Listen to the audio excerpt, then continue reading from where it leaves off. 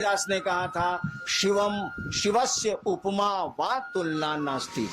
कालिदास शिव के भक्त थे। कहा था कि शिवस्य उपमा वा तुलना नास्ति। शिव की न कोई उपमा दी जा सकती है, न शिव की तुलना की जा सकती है।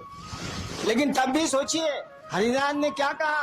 आपको दया लगता है कि आपको दया का दान करने में दिक्कत है, आप छोड़ दीजिए, हम कर लेंगे। आसमान के सामने, सूरज के सामने जुगनू बोल रहा है कि आपको दिक्कत है सूरज जी, तो छोड़ दीजिए, मैं अपने पंखों से उजाला कर लूंगा। क्यों ऐसा कहा गया? इसीलिए कहा गया कि भैया हम आपके शिष्य हैं तो हमको पावर है ना, और आपको हटाने का पावर नहीं है। शिव किसी को अपने शिष्य से हटा नहीं सकते। जैसे हटा देंगे कि मेरा शिष्य नहीं है, लोग कहेगा कि जगत गुरु है, लेकिन फूलन महतो को छोड़ के, अगर उसका नाम फूलन महतो हो तो लोग कहेंगे जगत गुरु है, लेकिन फूलन महतो को छोड़ के तो साले जगत गुरु रहते नहीं करेंगे।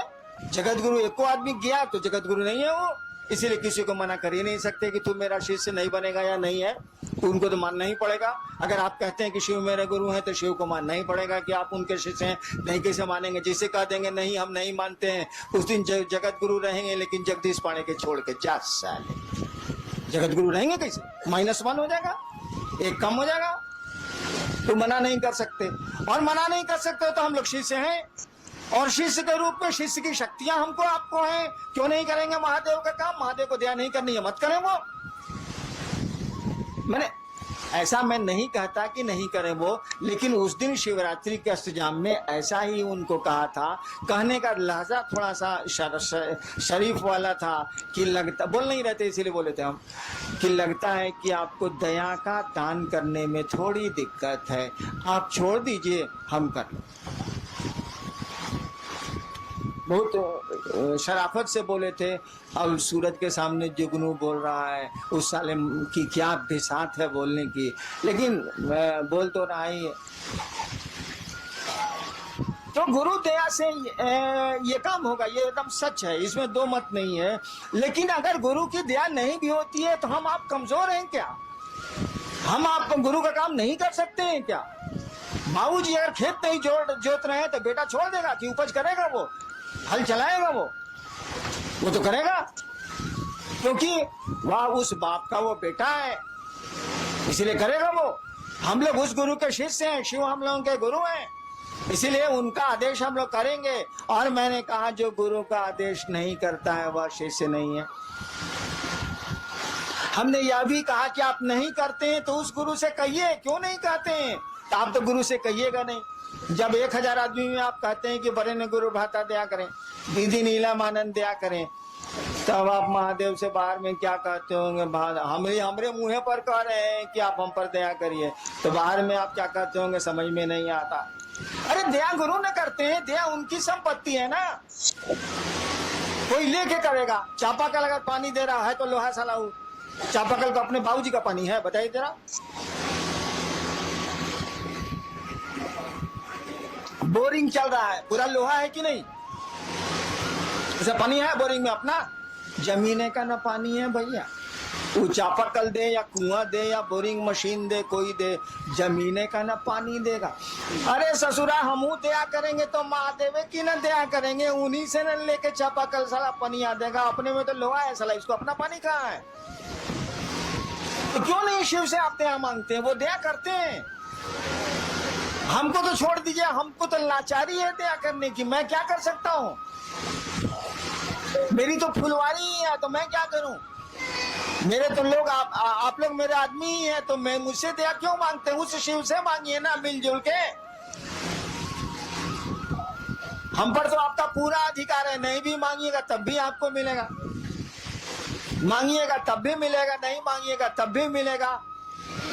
हरिदान जाएंगे बच्चों कहाँ से? हम ही तो शुरू किया है भैया।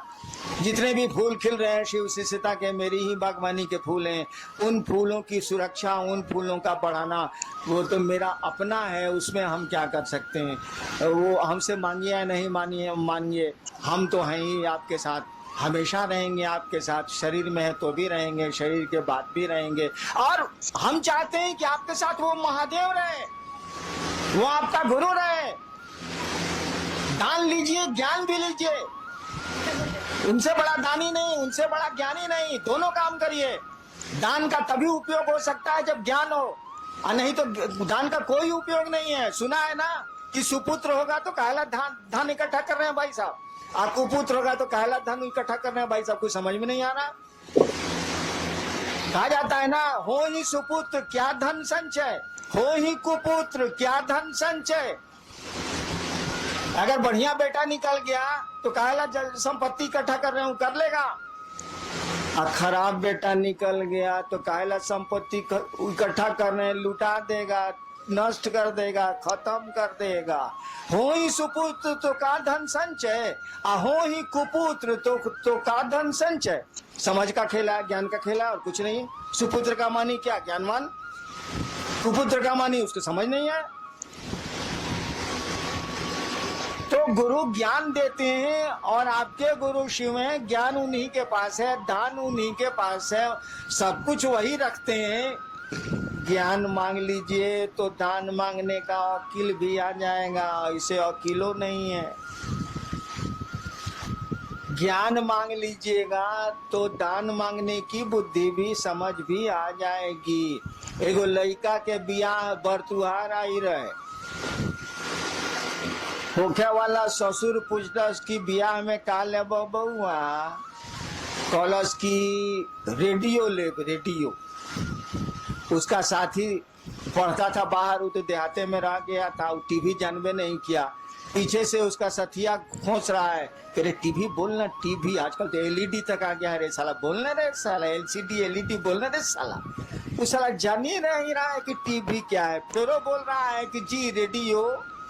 तो दान तो उसी का न मांगिएगा जिसको आप जानते हैं, जिसको जानते ही नहीं है, समझते ही नहीं है, उसका मांगिएगा कहां से भाई साहब। 5 साल के बच्चे से महादेव पूछे कि बउआ क्या चाहिए, साक्षात महादेव आके खड़े हैं और पूछ रहे हैं कि बच्चा क्या चाहिए, कहेगा अंकल एगो कैडबरी चॉकलेट। उसको जरा दिल्ली जेएनयू से पास करने दीजिए। आप महादेव को कहिए कि सरकार, जब वो 5 साल का था तो आप गए थे, दर्शन दिया था, पूछा था, आज चलिए ना, नानी मरे जो महादेव जाएगा, जा नहीं सकता। क्या उस साल को समझ आ गई? तुरंत कहेगा जी मनमोहन सिंह घटा के हमरे जा नहीं सकता। टोपी की कहानी सुनी थी ना, मंसूर जो खुदा के इतने बड़े प्रेमी थे, बहुत बड़े सूफी संत हुए हैं अरब के। मंसूर दिन का समय था, सोए हुए थे, उठ गए हुए थे, अचानक खुदा की आवाज आई, मंसूर मंसूर टोपी बेचेगा। टोपी पहने हुए थे, अचानक खुदा की आवाज आई। दो प्रेमी गप कर रहे हैं, तो गप का क्या अंजाम होगा